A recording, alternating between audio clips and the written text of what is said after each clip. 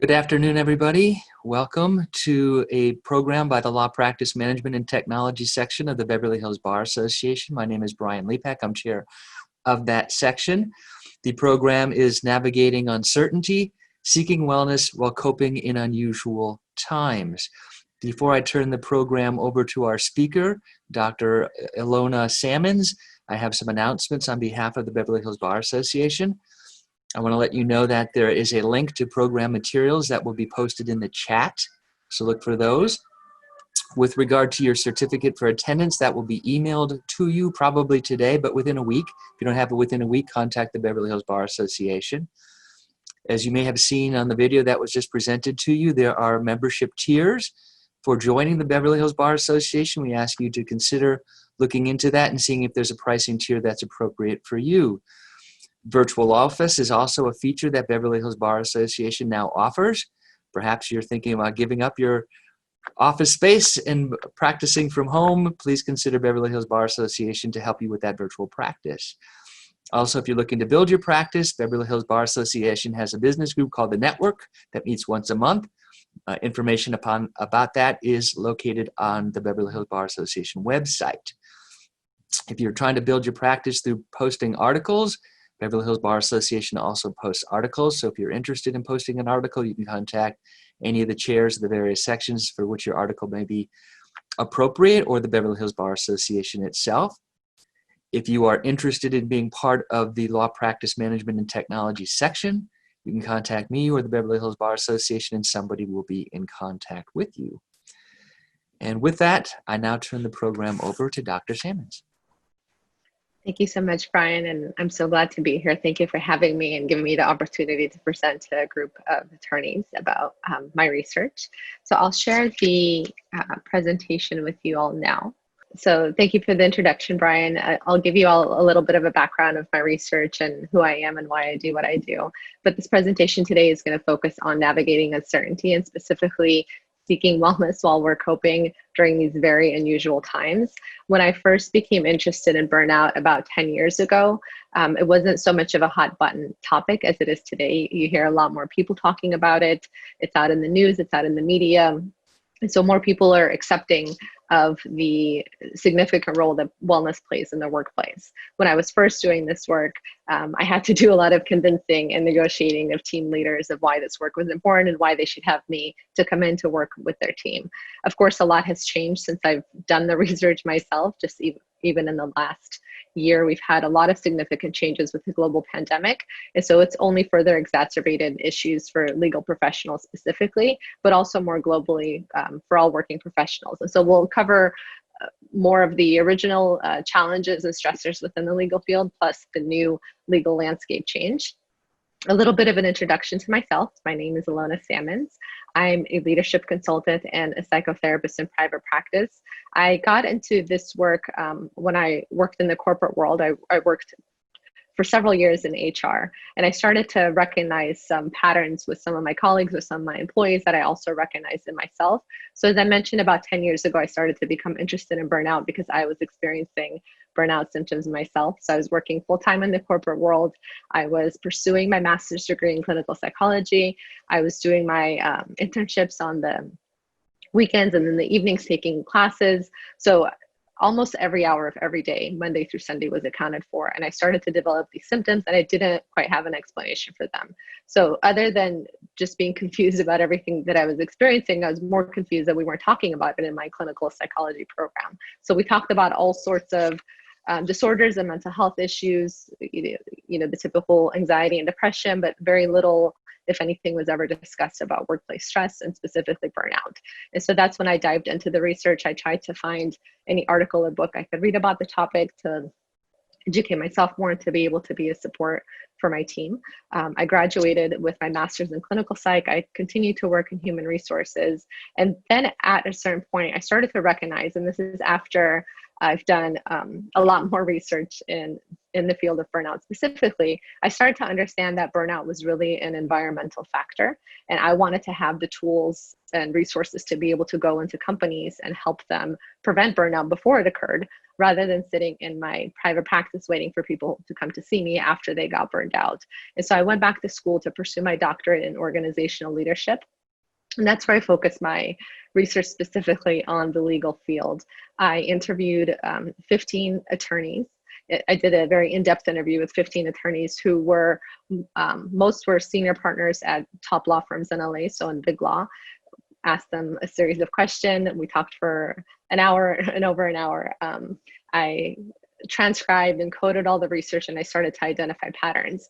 And so through my research, I was able to identify not only what are the stressors within the legal field, because I think those are well known to anybody who's been a lawyer for a year or more, but also what are the things that set apart the attorneys who are successful versus those who struggle more. And so my research really focuses on the best practices for managing burnout in attorneys. And again, the legal field is notoriously a stressful field, and it's going to continue to be a stressful field. And so some stressors we may not necessarily be able to eliminate, but there are practices that we can reinforce that can help minimize issues of burnout. So today we're going to talk about a few key things. We'll start with just a general overview of the legal climate. And again, this is pre-COVID, and then we'll talk about how the legal landscape has changed since COVID. We're going to discuss the definition of burnout, so as it is explained by the research, as well as strategies to promote well-being and resources for additional support specifically for attorneys. I work with a lot of attorneys in my private practice, and some of the challenges that they experience is that when they seek out support, kind of like a general, catch-all therapist doesn't necessarily understand the stressors associated with the legal field. And so having a support system of people who understand how the law works, how your particular area of the law works, for instance, if you work in big law versus, let's say, a boutique law firm, or you're a sole practitioner, and having resources where people can support you and have at least a foundational understanding of some of the challenges that you deal with day to day. Some of my clients also struggle to talk about challenges with their friends or family, especially if they're the only ones in the legal field, because not only do people not understand, for a lot of my clients, they have the experience that people aren't interested in what they call their first world problems, because a lot of attorneys are typically financially successful, professionally successful, they work in a prestigious career, and sometimes their peers can't really relate to the challenges that they're experiencing. So when I did my research on burnout, I first did an in-depth analysis of all the research that was already out there, what is called the literature review. And I found a few key interesting studies. I read numerous studies of burnout and how it applied to a variety of professionals and a variety of professions, but there was very little research that was specific to attorneys. One big study in 1990, this was really a landmark study at Johns Hopkins University. It looked at the prevalence of major depressive disorder across occupations. I believe it was 100, 104 or so occupational groups. And what they found was that attorneys were 3.6 times more likely to have issues of major depressive disorder than their counterparts in other professions. This is also true if you compare attorneys to other high stress professions. Around the same time in 1990, there was a study at the University of Washington. So this is in the state of Washington, not in DC, that looked at the prevalence of depression, alcohol abuse, and cocaine abuse among US attorneys. And again, found similar studies in terms of depression. They also looked at alcohol abuse and cocaine abuse. And with alcohol abuse, they found that substance abuse with alcohol specifically was about twice the general population. And so what's interesting about that is that attorneys typically don't fit into the same demographic as what is considered like a typical person who's struggling with alcohol abuse in the US at least, but to have twice the general population is very alarming. It's important to note that the cocaine abuse was statistically insignificant. So attorneys compared to the general population didn't have a statistically significant increase in cocaine abuse. But it's also important to keep in mind that cocaine use is illegal versus alcohol use is not. And though a lot of these surveys are anonymous, of course, attorneys certainly understand the implications of engaging in any type of illegal behavior and how it could impact their career in the law. And so a lot of people in general underreport with these types of surveys, but when it's a legal issue, a lot of attorneys are more likely to either underreport or to completely skip that question altogether. And this was found in the 1995 study as well. And so the research in the 90s was consistent, and study after study, people found that there were challenges in the legal profession, but they weren't necessarily addressed. And then in 2016, there was a study that was conducted by the ABA with the support of the Hazelden Betty Ford Foundation. They also, again, looked at the prevalence of substance use and other mental health disorders and found consistent rates of those studies. And again, with the question on substance abuse, the vast majority of attorneys completely skip that question. So we do understand that that type of a statistic is, again, traditionally it's underreported, but for attorneys, there's a lot more implications or potential implications for their legal career. And so they're more motivated to either underreport or to skip that question altogether. And as you can imagine, the people who are skipping the question are probably the ones who have some motivation to skip the question and maybe either struggling with substance abuse in some way or using more than they think they should be using.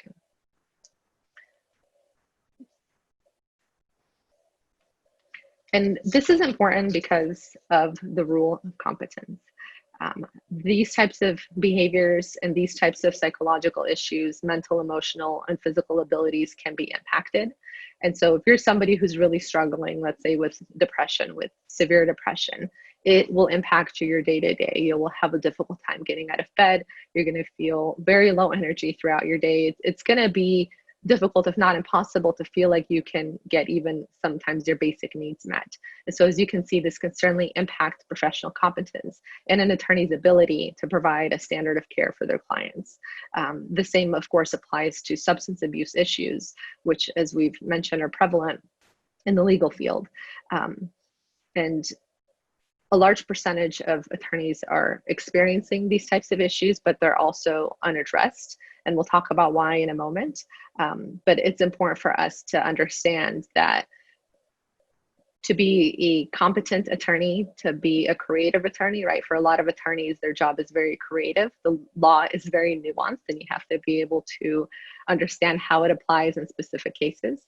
And so to be able to be a competent attorney, you have to be a healthy attorney, not just physically healthy, but also emotionally and mentally healthy. And so these are things that need to be addressed in the legal field as attorneys directly impact the well-being and the potential, legal implications for their clients.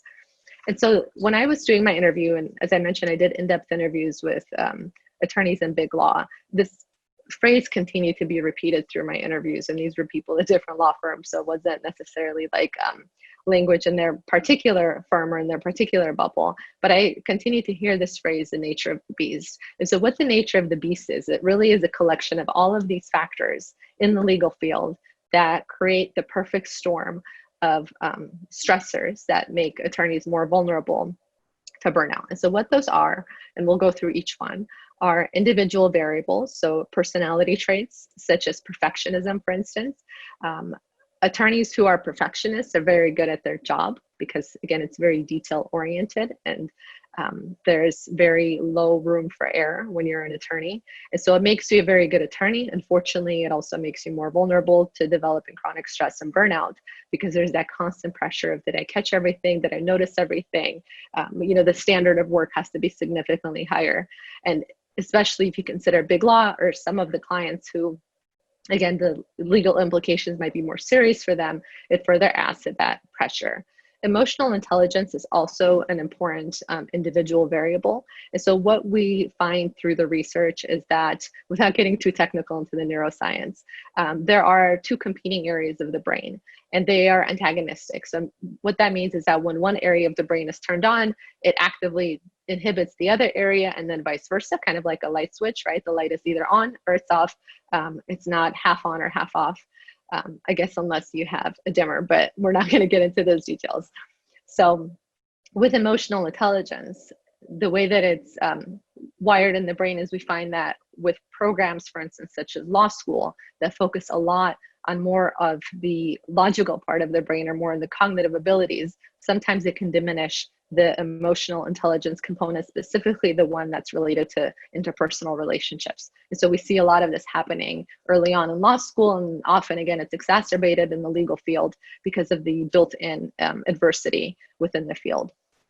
Occupational variables are things that are true to the day-to-day experience of being a professional attorney. So for instance, such as the demands in the workplace, including very long hours that a lot of attorneys struggle with.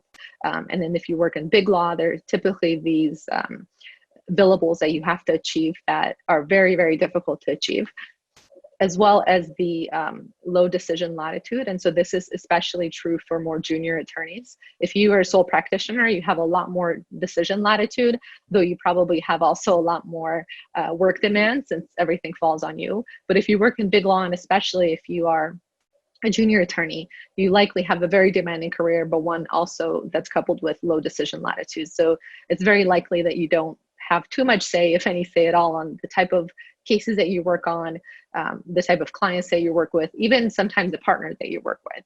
And so you have this combination of a highly demanding environment with very little control, and those two things together really exacerbate the risk of burnout. Occupational variables can also include things like, I know we have some attorneys here today who work in family law.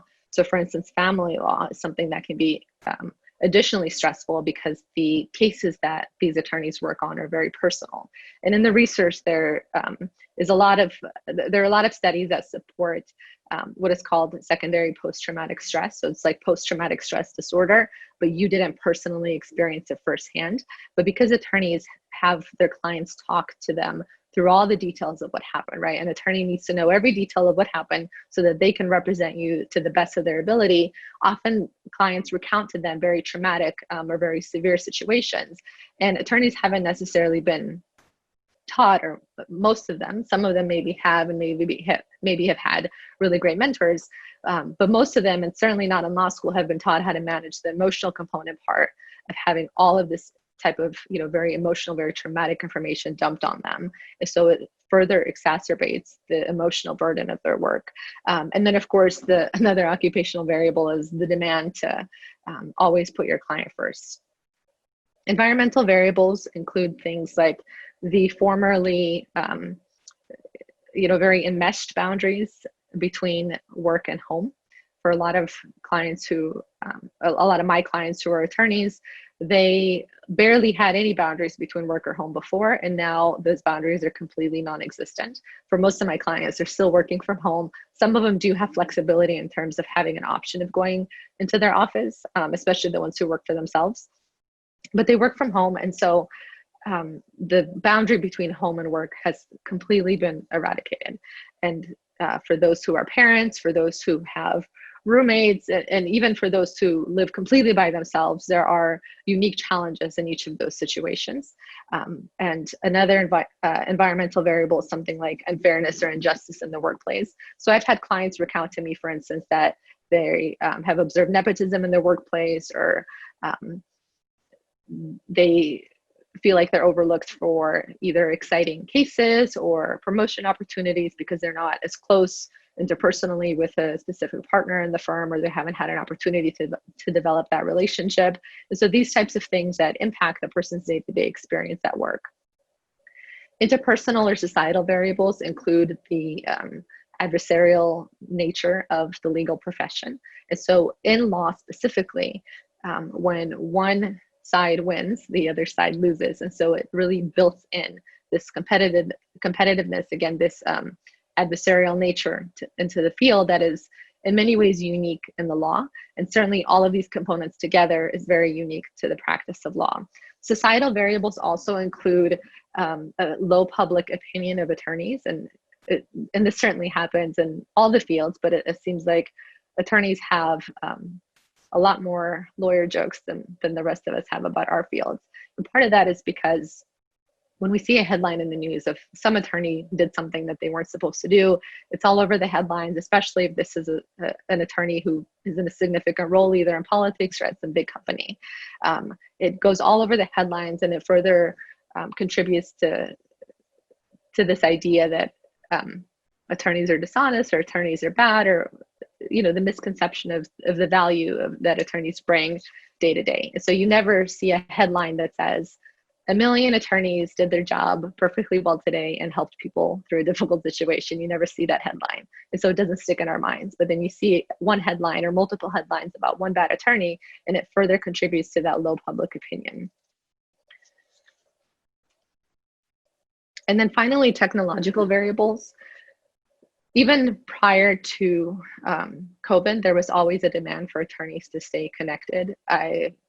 I've had clients in the middle of session who've had to take phone calls because their partners were calling them, respond to text messages. I've had clients who had to leave their phone in front of them for the entire 50 minutes of our sessions because they needed to see if somebody was going to text them or respond something, and they had to jump on it.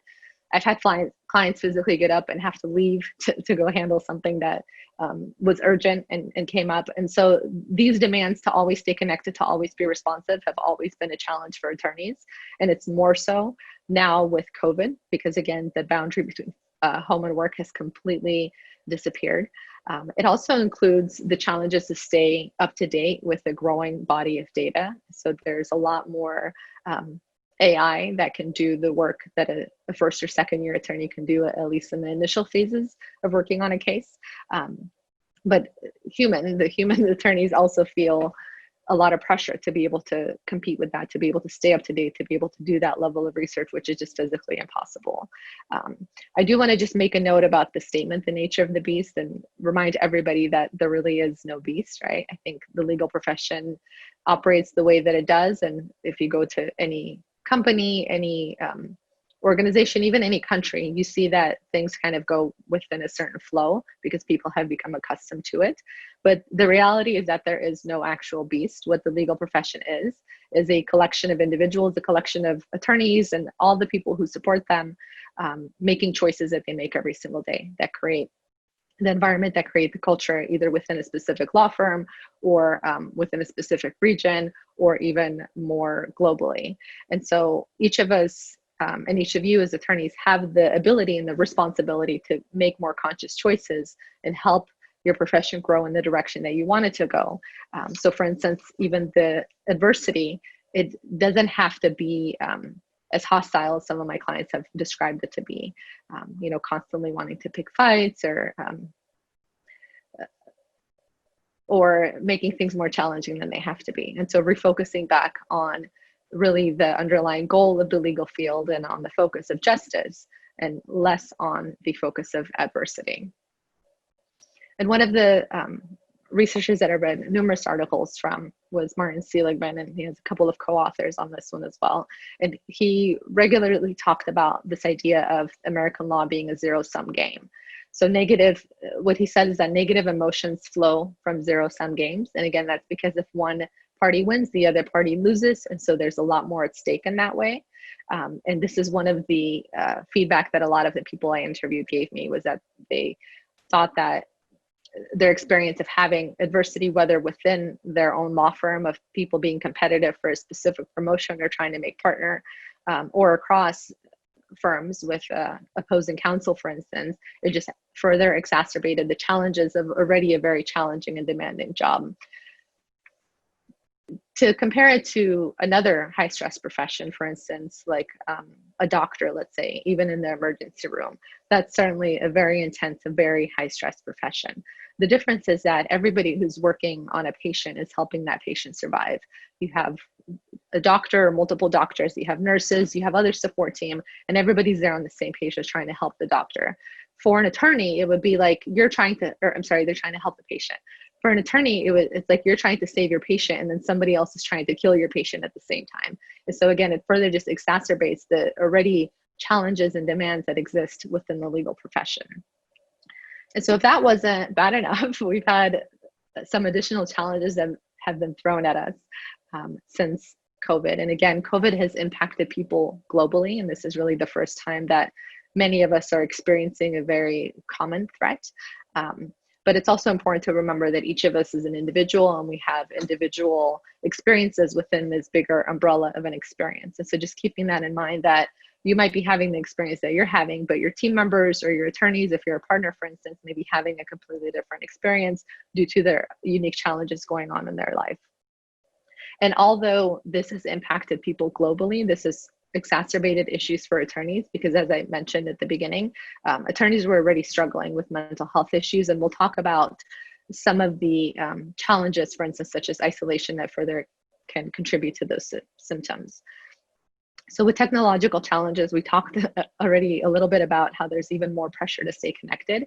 And there's also more pressure to have meetings. Studies have shown, and this isn't only specific to attorneys, this is across professions, but studies have shown that people are having approximately 25% more meetings than they were having before the pandemic. And so a lot of team leaders feel the pressure to have more and more meetings to make sure that their team members are working and they're keeping them accountable, but it's just adding it's adding demands to a person's plate. And then furthermore, Zoom meetings can be especially challenging and deplete our resources further, because meeting on Zoom, for instance, it is not the same as meeting face to face. If you can imagine yourself sitting, let's say, in a boardroom with 10 other people, if you're not the one who's presenting, eyes aren't on you, attention isn't on you, you can just kind of fall into the background and pay attention to what this person is saying. Versus when you're on Zoom, everybody has their face in a camera. You're constantly staring at yourself, which is not how our brain is used to having conversations. You're typically not looking at yourself at the same time while talking to other people. And it just increases a cognitive load. And what a cognitive load is essentially if you picture your computer and you just have like 1,000 things open at the same time, your computer is going to be working more slowly because it's trying to process all those things at the same time.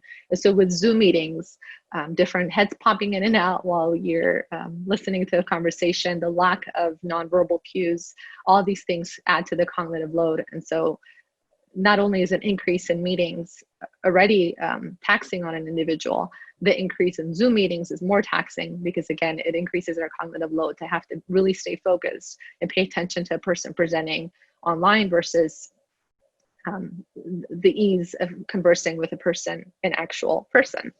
We also briefly discussed the blurred boundaries and the expectation to be available at all times. And studies have shown that people are actually, and again, this isn't just for attorneys, it's across professions, but people are working approximately 1 hour extra per day. So whatever they were working before, add an hour on that. And that's because the boundaries are completely gone. And so maybe before you had some kind of a cue of when you would log out.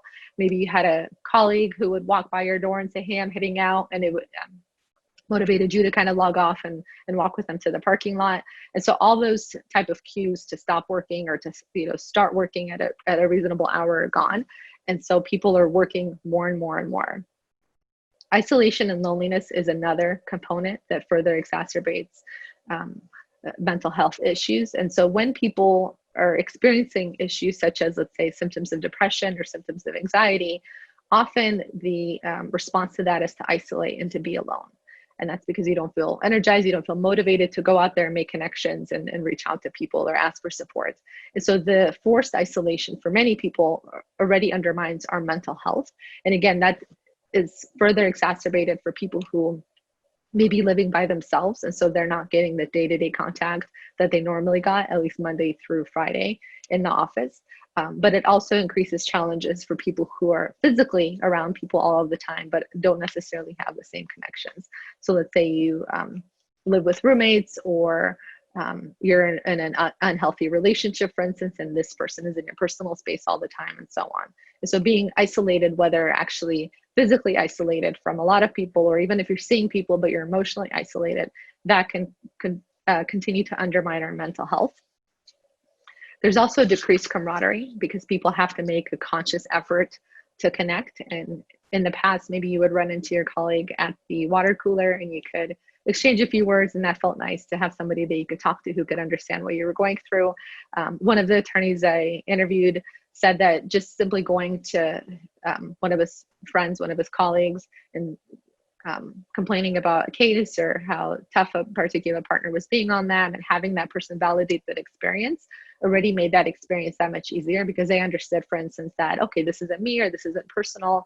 Other people are also struggling in this way, or other people are also making observations of this particular partner. But that has been eliminated, and quite literally overnight. So people have to make a more conscious effort to connect, which often, a lot of people drop the ball on that these days, because again, everybody's working and the complete environment has changed. And so it's one of the first things that people neglect. There's also a lack of resources. So I don't know about you guys, but for me, when my gym closed, that completely threw my schedule off. My gym was apparently like the foundation of my entire structure throughout the day. It was the first thing that I did in the morning, and then everything else followed that. And then when the gym was closed, it took me several months to get back into some kind of a consistent routine. But other than just gyms closing, all the other resources that people used to have before have closed. So for instance, if you used to get a weekly massage, or used to go to yoga, for instance, some of these places are starting to open up little by little, but even so, it's just not the same experience, right? Because there's a lot less people, for instance, in the back of your mind, you know that there's a virus, you have to wear a mask, except for, when you're actually asleep and not thinking about it, this virus is constantly in the back of our minds. And then finally, reduce court services. This is, of course, very specific to attorneys. Courts were closed for a while. They're very backed up. It's added to a backlog of work for a lot of attorneys, and then just the additional stress of the added wait times, and additional, for instance, like for family law, a lot more cases have happened within the pandemic. There's been a lot more family law issues, a lot more domestic violence cases, and so on. And so all of these things together have exacerbated what has already been a challenging profession to work in. And so I quickly want to do an overview of what burnout is. We're not going to get into the technicalities of it, but I think it's important to understand the definition as it is defined by the research, because burnout is one of those terms that people use regularly, but it does have a very clear and specific definition in the research. So the World Health Organization publishes the ICD, which is the International Classification of Diseases, and it's what all therapists and attorneys use to essentially bill insurance companies. And so burnout is considered a syndrome, and a syndrome is a collection of symptoms. And so it's a syndrome that's conceptualized as resulting from chronic workplace stress that has not been successfully managed. And burnout exists at the intersection of three dimensions. And so the first one is exhaustion. It's physical and emotional exhaustion, or just general feelings of being depleted. Some of my clients have told me, for instance, that every day feels like a Monday, or they get enough sleep. They'll get 8, 9, 10 hours of sleep, but they always feel low energy. They always feel tired. They always feel fatigued. The second dimension is cynicism. So they feel an increased mental distance from one's job, and just an overall negativity towards one's job, towards one's clients, and towards one's colleagues. And then finally, the last dimension is reduced professional efficacy. So they see a diminished work product. Burnout exists specifically in the occupational context. And again, burnout occurs at the intersection of all three of these things. And that's the official definition of burnout and how it's supported in the research. And burnout has been recognized for some time. In 2018, which is when the newest edition of the ICD-11 was published, the World Health Organization, they just expanded on the definition, but it's been around in the ICD-11, ICD-10 since the 90s. So I know when the ICD-11 was first published, I saw a lot of headlines saying that who finally recognizes burnout, and burnout is finally a diagnosable condition. None of those things are true. Who has recognized burnout for a while? Again, they just expanded on the definition based on newer research that was available. And burnout is also not a diagnosable condition. It is an occupational phenomenon, and your doctor or your therapist will certainly make note of it, but they can't diagnose you with burnout, at least not in the US. There are places around the world that do treat it like a diagnosable condition. And again, I just want to use this graphic to help you understand that burnout exists at the intersection of all three of these dimensions.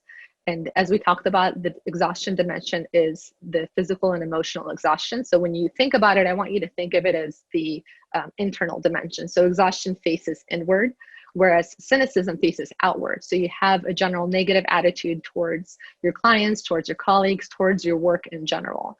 So this might be the person who's always complaining about work and they hate their job and their clients are annoying, or just constantly negative energy around, again, face outward towards other people. And then inefficacy is the work product dimension. So that's the dimension that you can see more objectively.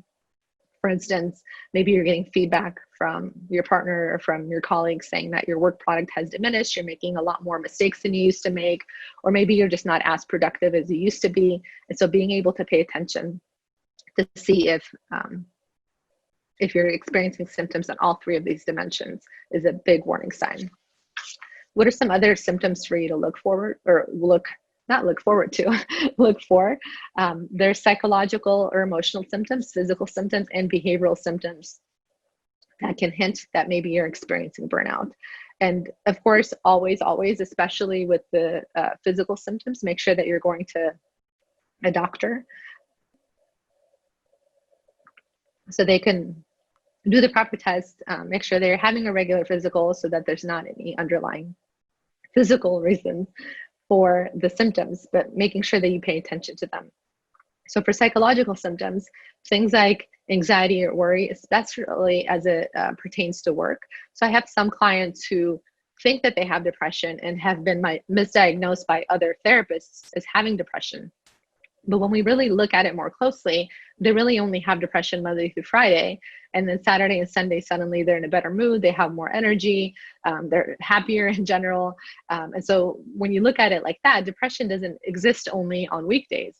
To me, that's a big indicator that the person's symptoms are closely associated with their work. Overall feeling of overwhelm, for instance, is another psychological or emotional symptom that you can look for. Having mood swings. You're in a good mood and then suddenly you erupt on somebody, or vice versa. You were feeling fine and suddenly you're not feeling so well anymore. Or just having a general, sick to the stomach feeling, or like butterflies in your stomach feeling, or just a general feeling of hopelessness or helplessness, like things aren't going to get better. Physiological symptoms include things like being tired most of the time, like we've already discussed. Also unexplained weight gain or weight loss. And again, as I go through these symptoms, you can understand why it's also important to make sure that you see a medical doctor to run other tests, to do some blood work, to make sure that there's not some other underlying condition.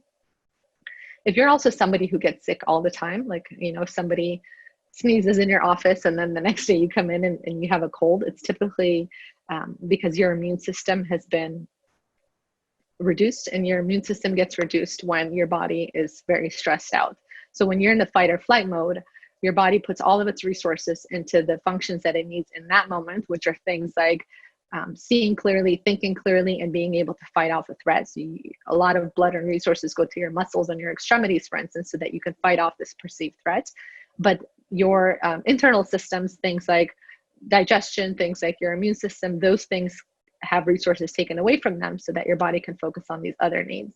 And as a result, your immune system can get diminished or turned off. And so you're more susceptible to catching any type of cold or anything that's around you.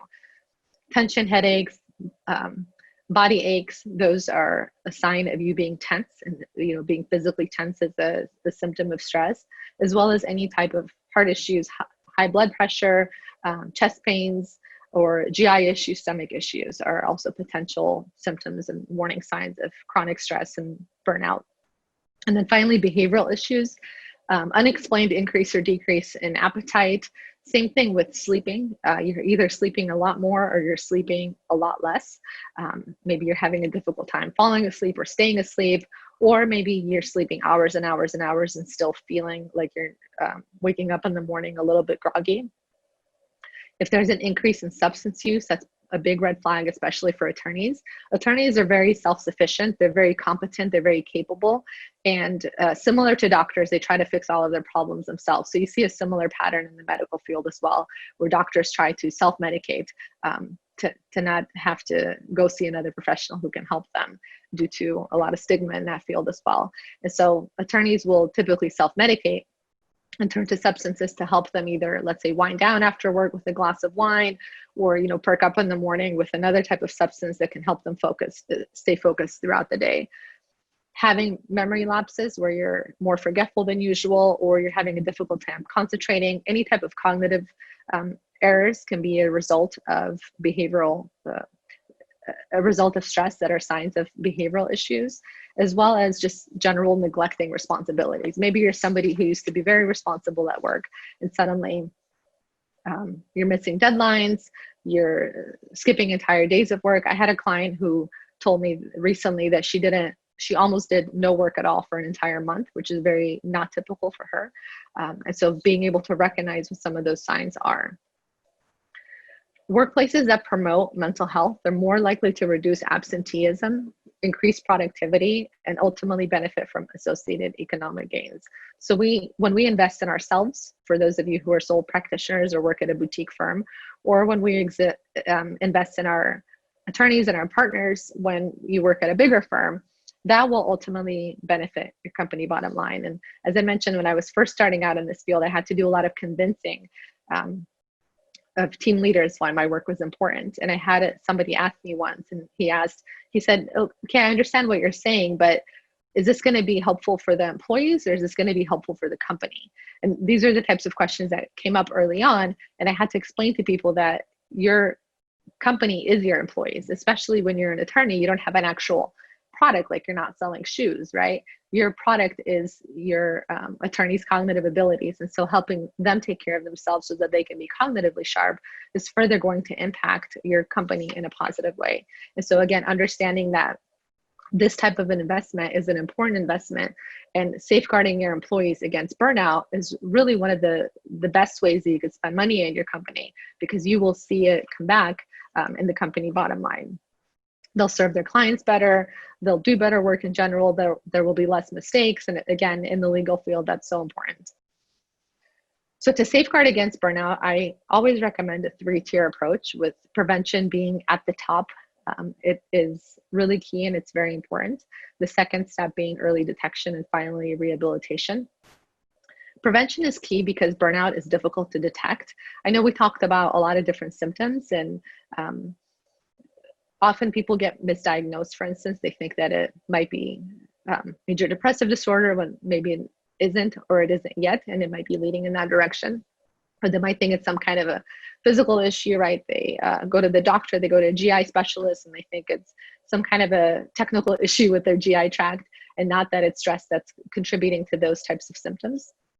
And so being able to prevent burnout is important, because by the time that people experience symptoms, they're typically well on their way to being burned out or are already burned out.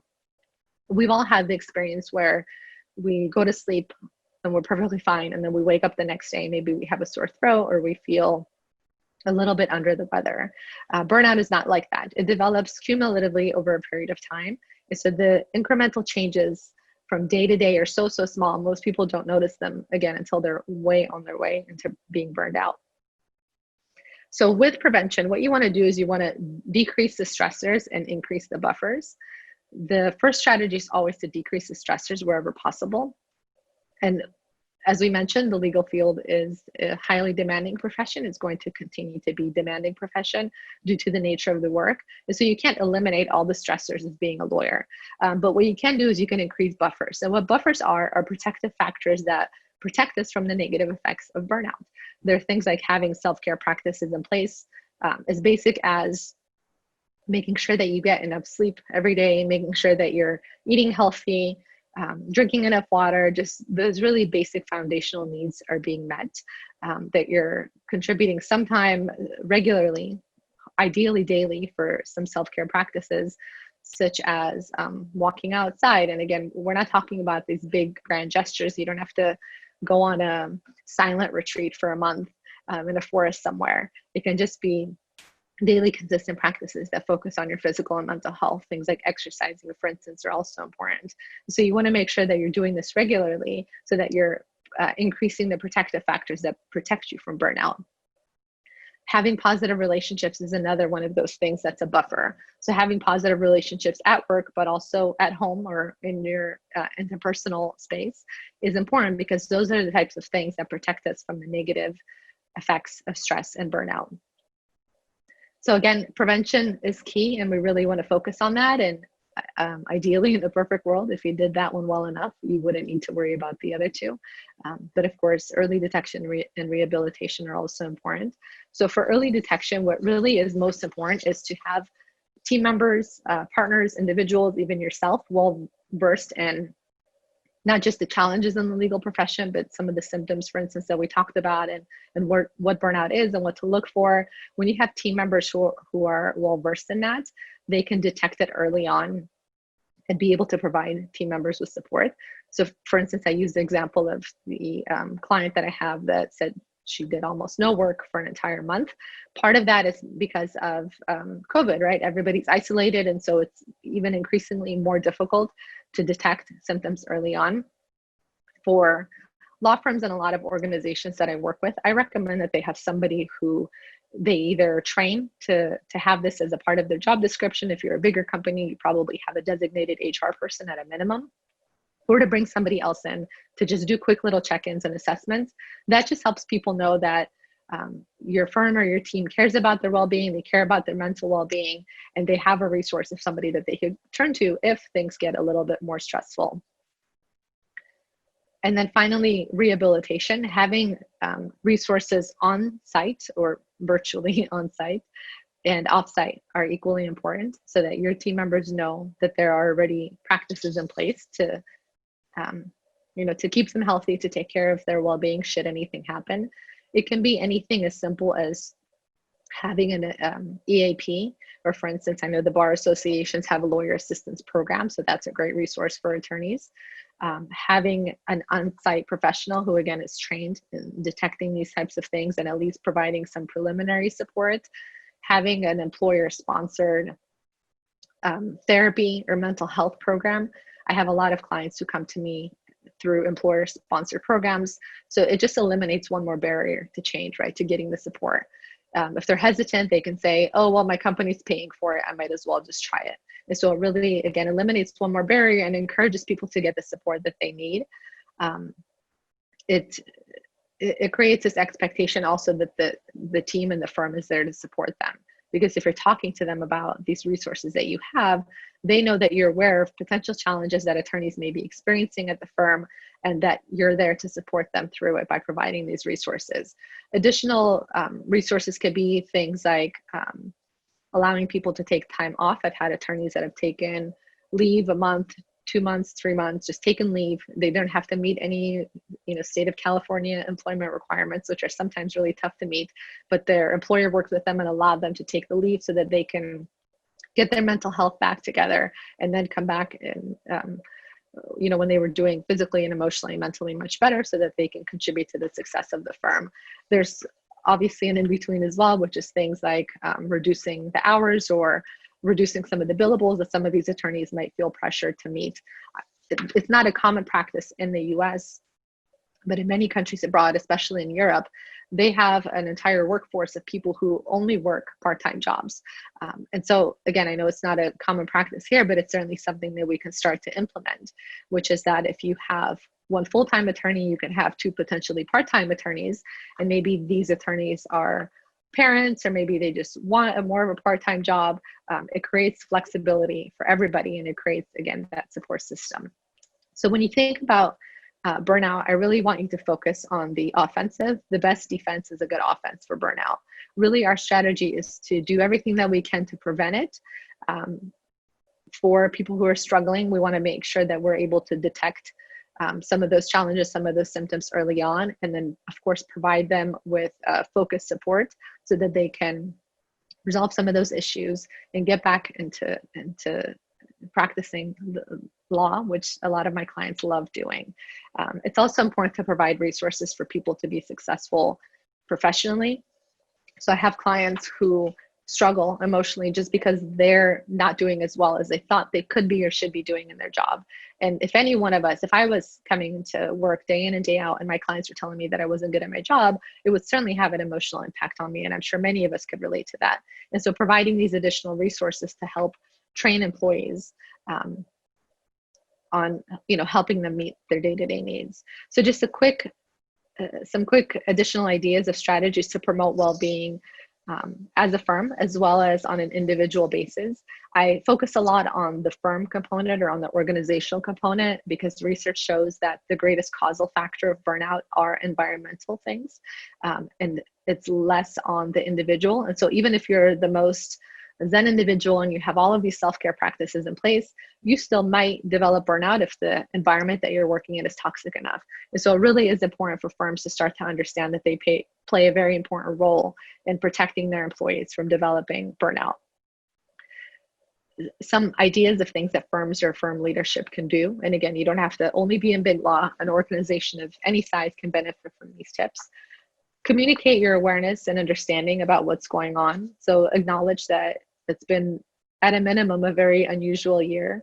On top of COVID, everything else that was going on personally in people's lives, a very stressful election season, all of these things just continue to build and build on each other. So just having a very human conversation with your team members and saying like, hey, it's been tough. I get it. We understand. We're here for you. Promoting mental health in the workplace. So some of the things that we already talked about, by having resources in place already promotes mental health, even if you're not actively promoting it, because your team members know that you're aware of it and that you care.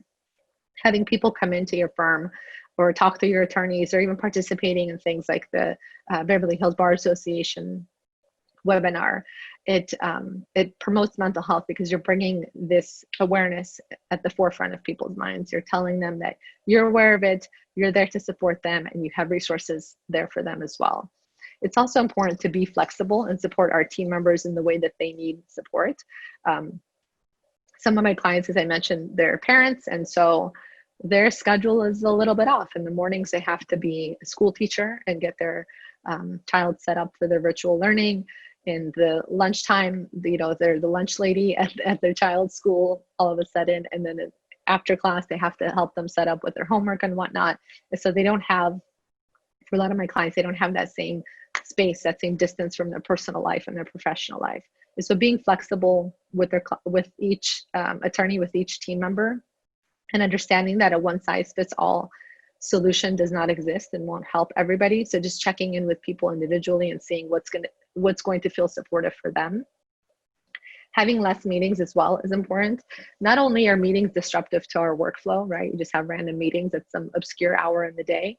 They are also, like we talked about, especially Zoom meetings, are just cognitively very, very tiring. And so you want to make sure that you're keeping those meetings to a minimum. And if you have meetings, it's because you have to have it in a meeting form, and it can't be an email and it can't be a phone call.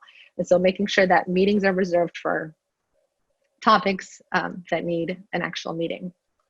Encouraging and supporting pro bono work. I'm sure some of you right now are thinking the last thing that you need is more work on top of your other work. But studies have shown that participating in pro bono work, especially if it's related to some topic or some issue that's very important to you, that can help reinvigorate attorneys and help them feel more excited about their work. Modeling desired behavior is especially important for team leaders. If you're a team leader, if you're a partner, the other attorneys in the firm, they're going to look at you and they're going to really copy what it is that you do. And so if you're working at 10 p.m. and the email doesn't have to go out right at that minute, even setting that email to send out in the morning, you can do the schedule send and send it later in the morning so that your team members don't get a meeting at 10 p.m. right before they go to bed, and then they're not able to sleep at night because they have this email that they haven't addressed. And then, of course, providing resources and social supports like we've talked about to increase some of those buffers from burnout. And a simple thank you will go a really long way. A lot of the attorneys that I interviewed, especially the more junior attorneys, they were shocked at how little they got a thank you, including from their team, but also from their clients. A lot of them said that their job is a thankless profession. If you do your job well, it's expected of you and nobody cares. They're kind of like, yeah, you did your job. That's what we pay you to do. So do that. But if you if you mess up or you make some kind of an error, then of course that's pointed out to you. And so any type of feedback is typically bad feedback. So making sure that you're focusing more on the positive feedback, something as simple as just saying thank you, or if you have more time, of course, elaborating on that and explaining to your team member what you appreciate or what they did well. A lot of junior attorneys really look for that feedback. As an individual, you want to make sure you're limiting exposure to bad news. So staying off of technology and disconnecting as often as you can, including social media, and replacing that with connecting with humans. So the purpose of social media, at least the way that I like to think about it, is that it is to supplement our human connections, meaning that you already have real relationships with real humans in your real life, right, who help, again, protect you from symptoms of burnout, for instance. You have these positive relationships that are enriching for you. And then a supplement of social media of additional relationships, people that either you may not know in your personal life, or maybe friends that you've had that have moved to other countries or to other states, that you can supplement the connections that you have. What happens today is that a lot of people have completely neglected real humans that they know in real life, and they have replaced it with only social media interactions. And those types of interactions are not as rewarding, and they're actually more stressful.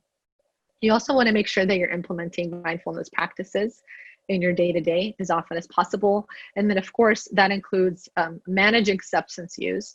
When you use substances, it impacts all different physiological and mental systems. So including like having a couple of glasses of wine before bed, it might help you fall asleep faster, but it's going to mess up your sleep rhythm. And you may get 8 or 9 hours of sleep, but you're not going to feel well rested because you didn't get some of those deeper levels of sleep. And it's also important to make sure that you set healthy boundaries with people at home, with people at work, and also with yourself. Some of my clients really struggle with procrastination, and they somehow miraculously made it through law school, being able to procrastinate all the way through. Part of it is that with law school and with school in general, you kind of have cycles that you go through, right? Beginning of class, midterm that you have to study for, second half of class, and then finals. The real world doesn't look like that, right? A lot of my clients who are struggling with procrastination didn't get some of those bad habits resolved while they were in school, and now those same habits are contributing to a lot of stress for them. Because when you are an attorney, whether you work for yourself or big law or anywhere in between, there's not a midterm and a final. Typically you have multiple clients, multiple things that you're working on at a time. And so even though one case might be wrapping up, typically you have multiple other cases that have just started. And so there's not that breather that you get in between exams or in between semesters. And so attorneys are constantly going without much time or opportunity to really focus on self-care in between. And then finally, talking to a therapist or even talking to a coach. For instance, if some of the things that are contributing to your stress are poor habits, it's perfectly appropriate to hire a coach who can help keep you accountable, who can help you set up some type of a structure, some type of a routine to help you have a more consistent routine like you did when you were in the office. A lot of us aren't equipped or accustomed to working completely at home by ourselves without any type of oversight. And so if you're struggling, a lot of people are struggling. It's just about getting the right people in your corner to help support you through that. And then again, a therapist can help you understand more of the underlying issues. If it's something like a lack of worthiness or imposter syndrome, or just, some issue that's causing you to self-sabotage, a therapist can help you understand more of the underlying issues that are contributing to these behaviors, and a coach can help you tackle those behaviors head on. And so when you think about burnout, I want you to think about working hard, but self-caring harder. Again, the legal profession is demanding. It's going to continue to be demanding. It's just the nature of the work. It's important that we offset some of those challenges and stressors by taking care of ourselves more. I'm including some resources for additional support. Again, the Lawyer Assistance Program, as well as some suicide hotlines and substance abuse foundation contacts. And I've included my email at the bottom. I know we're right at time, so I'm happy to stick around and take some questions. But you can also email me a question if you don't feel comfortable asking it in the chat. And I'm just going to pull up the chat to see if I've missed anything. We don't have a chat question, but people can email you. Okay. That's wonderful. I want to thank you for the wonderful program you gave to us. and also thank all of the attendees for allowing Beverly Hills Bar Association to meet your legal education needs. We both wish you well, and that concludes our program. Thank you so much. Thank you for having me.